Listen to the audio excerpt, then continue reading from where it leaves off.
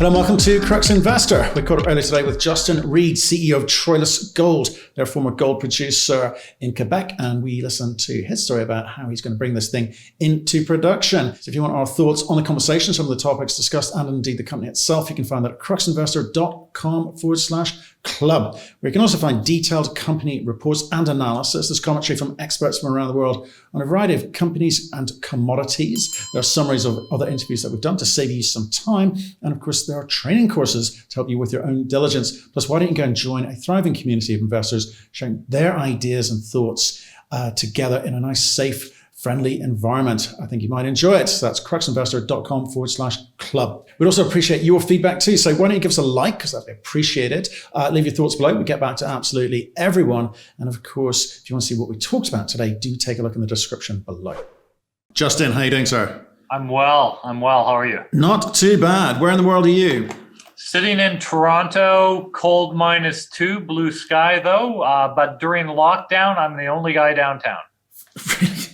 I hear everyone's like selling their condos and moving out to the country. They are. I'm picturing that as, a whole bunch of condos which just aren't selling because no one wants to buy them. Or is there deals to be done? I think there are deals to be had for sure. I have a 19-year-old daughter, so I might have to be looking at one sooner than later. Yeah, I had that unfortunate experience earlier this year. It's not good. And I've got 4 kids.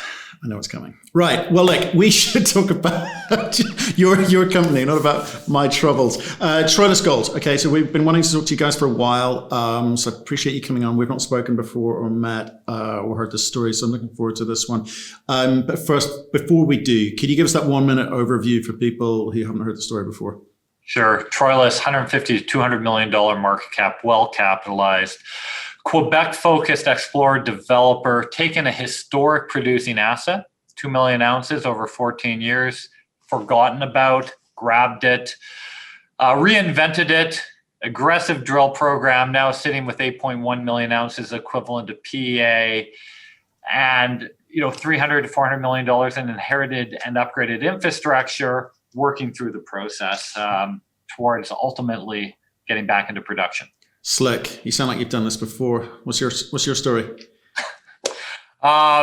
Geologist by training. Please don't hold that against me. BSc Regina, MSc Toronto, MBA in Chicago, or Evanston, just Northwestern. I was an early mining analyst for Eric Sprott and Sprott Securities and Cormark Securities. 2009 took a bit of a hiatus in Australia for a couple of years and came back and led mining at National Bank after that.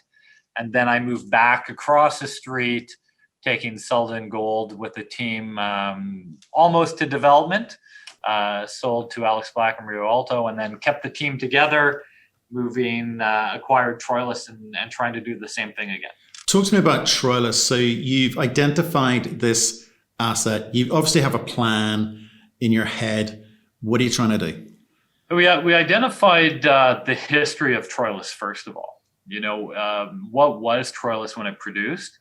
It was a low-grade bulk tonnage asset put into production in a $350 gold environment that this kind of scooted by. And the objective of the mine for Inmet, who operated, wasn't necessarily to be a gold producer. They wanted the gold multiple as a global base metal, and they accomplished that. As soon as the reserve was exhausted, it was put on care and maintenance and then eventually shut down because First Quantum came in. What we identified early on was it's not that Inmet had done bad work, they had done no work. It was undercapitalized, it was underexplored. The operations team was given the keys and said, go get it, boys. And so as an analyst, when I covered Inmet, and then our team upon due diligence and over the years, and this was a lot of years in the making, we saw the opportunity to expand, and that lower grade bulk tonnage deposits, obviously with Malartic and Detour and Young-Davidson Underground, in an appreciating environment could become very profitable. And so we took a chance and went all in as a team privately and got Troilus from First Quantum. Okay, so tell us what you inherited and what you've done in the intervening time, and indeed, how have you financed it? Yeah. So what did we inherit? We inherited 2 million ounces underground below the Z87 pit. So from 350 meters down to essentially 500 meters of 1.8 grams equivalent. Very consistent grade, 50 meters thick, 1.2 kilometer strike length. Very analogous to Goldex, Agnico's Goldex mine. We also, and probably even more importantly, we inherited, 2 flooded pits, and about $350 to $400 million in infrastructure.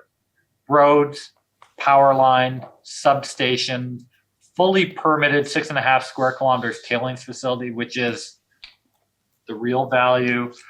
All the earthworks is done, septic, sewer, water at the camps, buildings, upgrading needed to be done, but a mining lease, a permitted tailing, and some infrastructure gets you halfway there. That sounds like a whole bunch of liability to me. So how do you approach it? It is a whole bunch of liability. Probably the biggest hurdle on the deal, and probably why a lot never even spent the time to look, was you had, I think at that time it was a $5.5–6 million environmental bond with the government. You had massive oversight and regulation from the government, as you would expect and want.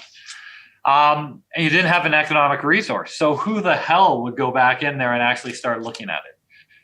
What we did with the help of great engineers was take a look at the existing resource and say, is there an economic model around this?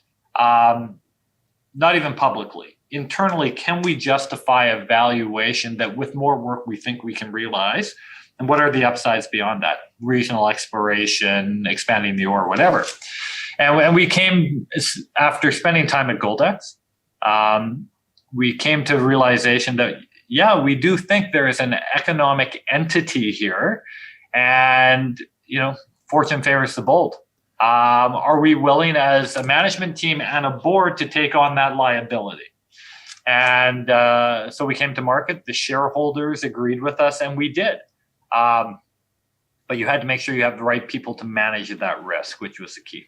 Okay, so you raised money, I think, in February, about 12.8, June 25 million. You recently completed a 22.1 million bought deal. So you've had to raise a ton of capital. You've been able to do it, so you've clearly been able to tell the story well enough to get people behind you. But they're mostly institutional, right?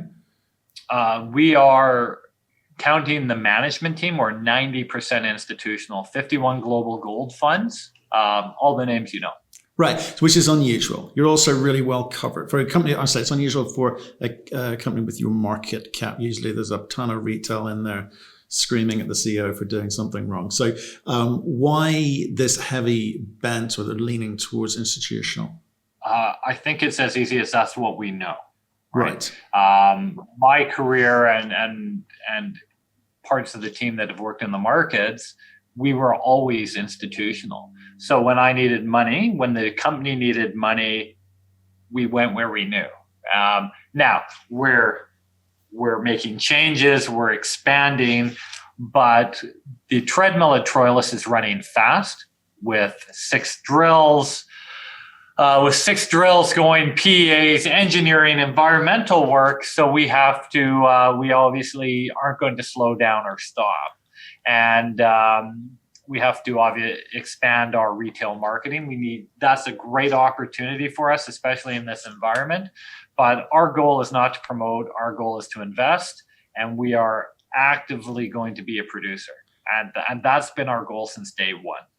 But you're going to have to, the PEA is some really great numbers in there, okay? What I can't, and let's talk about someone, 26,000 ounces average production for the first 14 years. The AISC is, so that sets around, $1,000. You got IRRs at 1450 around 23, and if you get up to 1950, it's well above that. So the numbers on the PEA, which is a plus or minus 30% type thing, indicatively say that you're doing or potentially have made the right call. You're looking at something which should get the market excited. It's not. You're 140 million market cap. Where's the disconnect?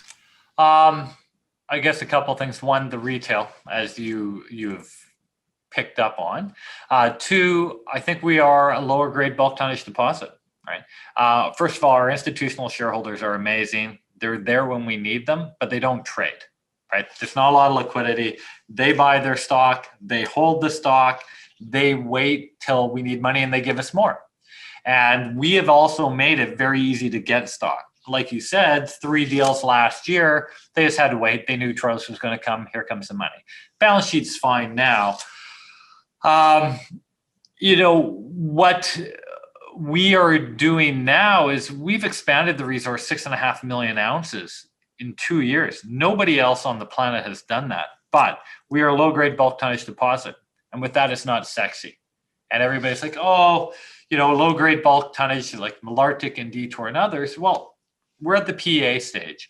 And that's, if you look at those companies who have all had tremendous success, including Victoria Gold now, what John's done there.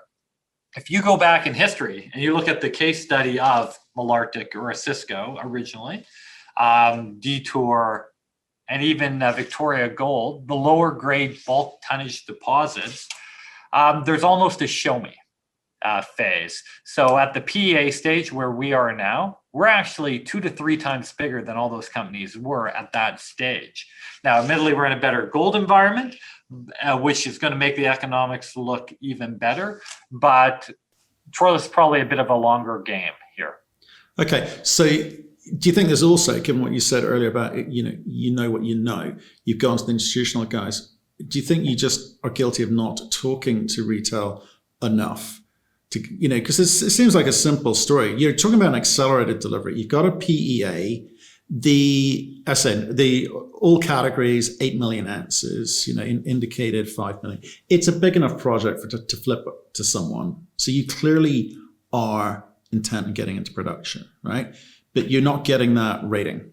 Yeah, I think it's I think it's just a matter of focusing even more on the marketing side. We spent a huge amount of time and money the last 2 years, 2.5 years, building the team to do it. And that is my absolute focus, is we need the people to do it who can take the responsibility, who are bulletproof. The Rolls-Royce of teams, if you will. And we've got them in place. And they're on a track now that the institutions have accepted. They've accepted the people, they've collaborated the hires, acknowledged them and supporting them.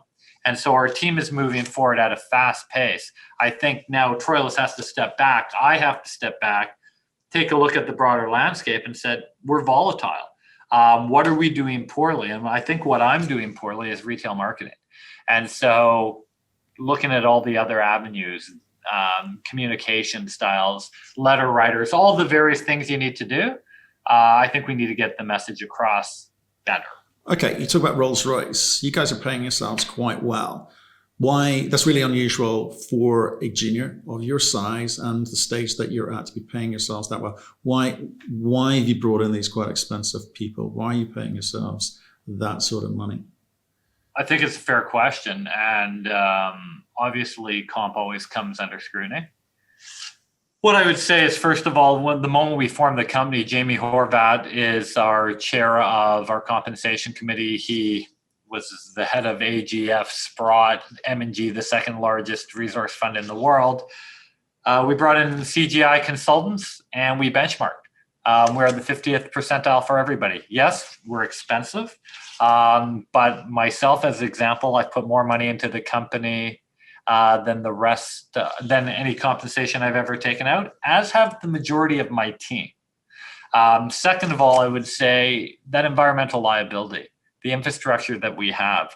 We are 150 to $200 million company that has to operate like $1 billion company because of it. And as we're moving through the development phase, the various engineering, we still have 2 water treatment plants, an active mining lease and tailings facility, and we cannot make a mistake.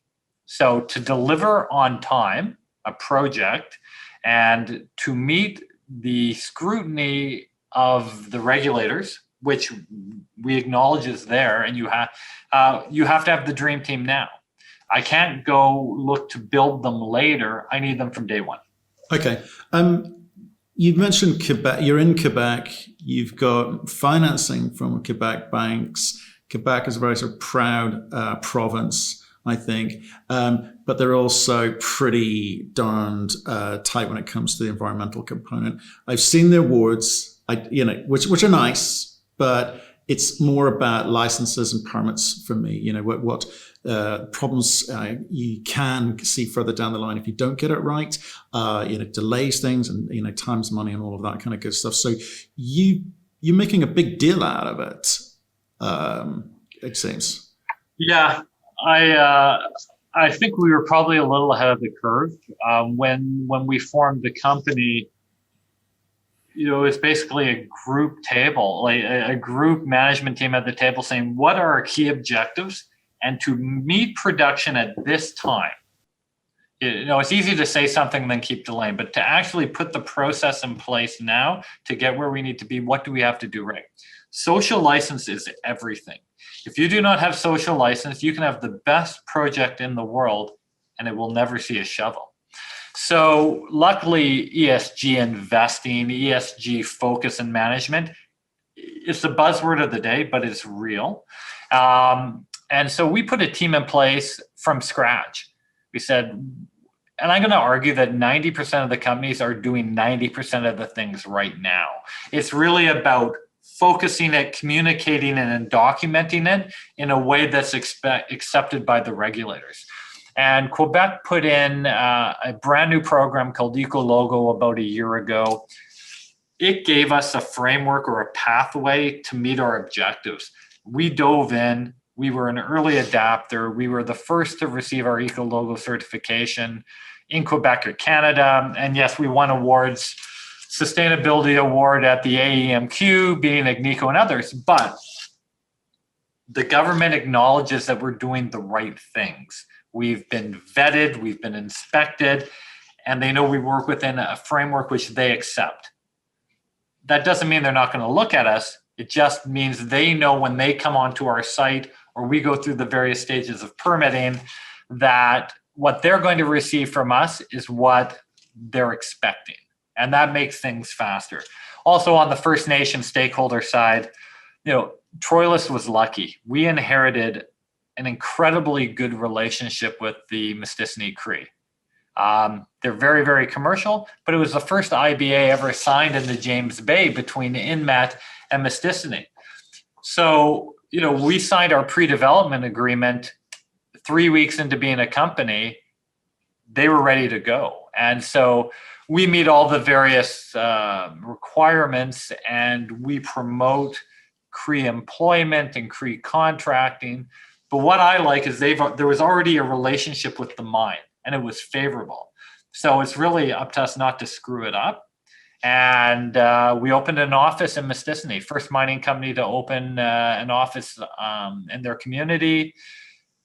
Chief comes in the office. We talked. He's a Maple Leaf fan in hockey, so it's very easy to communicate with him. But the thing is, you can't take it for granted. You can have the best project in the world. Our management team spends as much time on ESG as we do on the project, and we have to. Okay. Are they going to be happy when you're dumping off tons of water? Because you're going to have to empty those 2 pits. 30 million cubic liters. But here's an example. To your point, is we've completed an EIA on the dewatering. It's a critical path for us. We're at a PA stage company, and we're already talking about, hey, we got to get these pits dry. If we waited till the pre-feasibility or to the feasibility, there's a year and a half or 2 years, and you're just further down. So to your point, We put the right people in place. We completed a full environmental impact assessment. We included the First Nations from day one. All the consultations with all of our stakeholders, including the government and the environment, culminated in us receiving our permit to dewater 4 or 5 months ago. We've spent money on pipes and on pumps and all the things that don't move the market. But in the spring, we're going to be in a position to start dewatering. That's a critical path for us. And, it costs money to do, but we have social license. And that is probably as important. Yeah, for sure. So PEA done. PFS, you're meeting that you'll get that done this year. Any hurdles, restrictions, or likelihood that may not happen? Capital's fine to do it. The team and the plan is in place. And as you pointed out, we have over 5 million ounces been indicated, right? We have 6 drills going on multiple fronts. We're spending $1.5 million on geotech work right now. We're doing tailings characterization, all parts of the engineering. We are expanding the resource, and our PA right now is 3/4 open pit, 1/4 underground coming in at the end of the mine life.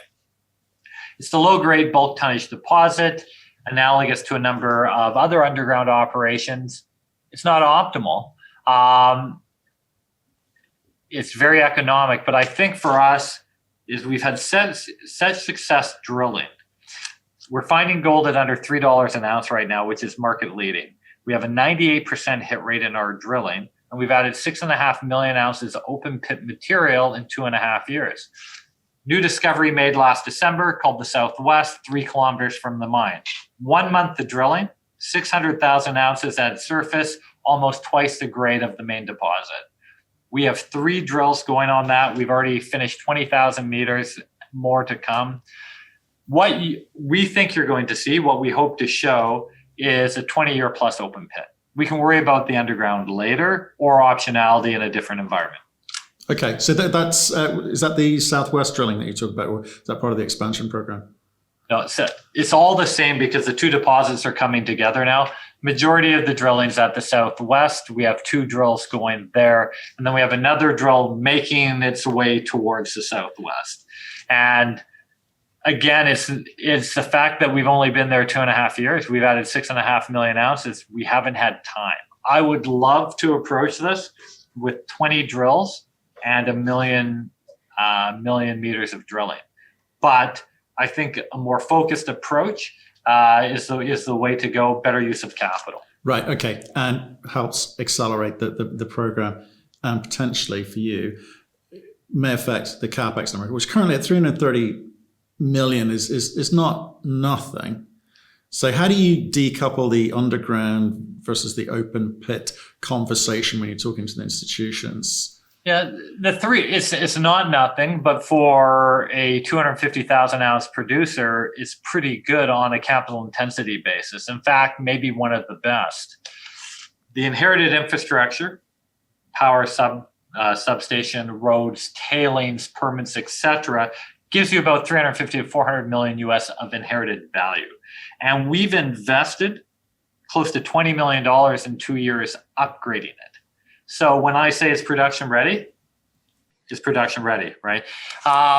So really, if you look at our PA, we're leasing our fleet from Komatsu. We have firm vendor quotes. Our First Nations partners are building our $25 million 400-man camp for us. That meets our IBA requirements, our stakeholder requirements, our social license, and brings our partners in the territory onto the mine and working with us. Incredibly important. So what do we need? We need $187 million, $187 million, 35,000 ton a day mill. And plant, we need some ancillary buildings. We have $75 million in capitalized pre-strip. We have to move a waste pile on the side of the J4 pit. The ore body continues underneath it. It's 6-7 meters high. $75 million. The success at the Southwest zone, however, that we're seeing now, if it can go from 1.5 to 2 years to 5 years, well, then we don't have to worry about that pre-strip right now. So there's lots of optionality in there.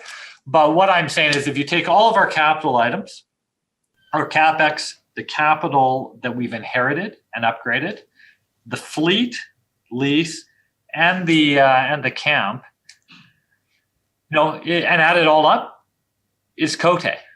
Right? It's an $850 to $900 million mine to build from scratch. But because of where we are and what we've inherited and what we've upgraded early on, we're going to be able to do it for under $400 million. Right. And that's what we could expect to see with the PFS. You're looking at 3,500 ton per day versus, say, 5,500 ton per day, because you just want to get going. Yeah. I mean, that's the optimal use of our infrastructure. If we were to go the way, and we have the resource to do it, if we were to go the way of Malartic or Detour at 55 to 60,000 tons a day, well, we're now going to move from one SAG mill, two ball mills, and to two SAG mills, four ball mills, and an inadequate power supply. So all of that inherited infrastructure, which is garnering that return for our shareholders, I'm not going to say it's going to be lost, but it's going to be deferred, and there's going to be far more capital required to build it. So we're right sizing it for what we have to return, get the IRR we need. Right. Okay. And so you mentioned there you've got about another 20,000 meters of drilling coming through. What's the timing on that one in terms of when can people start to see some of these numbers? Yeah. Well, two things. That 20,000 meters is done. We've only got two holes out to the market. We drilled it October, November, December. In Canada and Quebec right now, there's a fairly big delay in the labs, 6 to 8 weeks. Gotcha. And that's so those results are rolling in now and fast. So we are going to be very newsy in the fact we're going to have results to the market every week or 2 weeks for that southwest zone. Drills are still turning, and we are drilling 7,000 meters a month now for the foreseeable future. So I can't give you an exact total, but it's a function of infill drilling, expansion drilling, and southwest drilling, making a good deposit better. Okay, so I think drill results will get the market excited, usually, especially if there's some high-grade numbers in there. But coming back to your point earlier, market isn't reacting because it's a bulk story. Do you think that's really the case? I'm looking at, you've named a few players there, and we've people like Equinox doing a great job on the bulk side. Is it just a case of reaching the right people? I think it's about education to a certain extent. At the same time, communication. Troilus, when the ore reported to the mill, life of mine for the 14 years it produced 2 million ounces, 70,000 tons of gold. It reported 15% positive grade reconciliation, quarter after quarter after quarter.